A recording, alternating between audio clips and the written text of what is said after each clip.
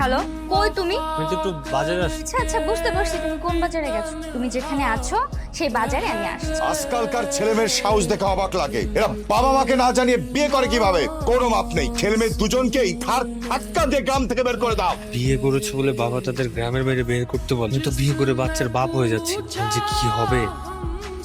তোর ভাইকে নিয়ে ভেতরে যা। ভাইজান, বাদল, আমার একটা কথা বলতো। আমার মন মেজাজ যেদিন কিরকম থাকে। চাচার মন মেজাজ এখন যে খারাপ থাকে।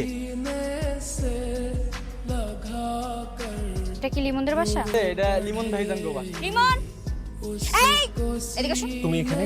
হ্যাঁ আমি। তুমি যে বাজারে যার নাম নিয়ে উধাও হয়ে গেলে দেখতে আসলাম। কোন বাজারে গেলে? এই বাজারে আসছো? ভাইজান, মাইয়াটা কেডা? আর একটা মাইয়া, আমার কিছু জানা লাগবে না, তুই ভিতরে যা। মায়ের একটা মায় মানে? বলতে পারতেছো না যে আমি তোমার বউ? আপনি কাকারে না কয়ে বিয়ে করছেন?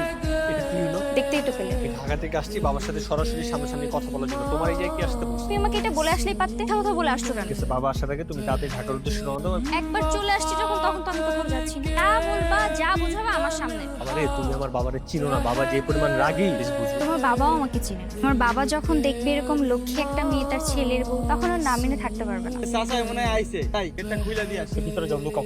আসো আসো আসো। বাদল, গ্লাস পানি দে তো। এই মেয়ে, কে তুমি? কি করছো? আঙ্কেল, আমি আপনার ছেলের বন্ধু বাবা।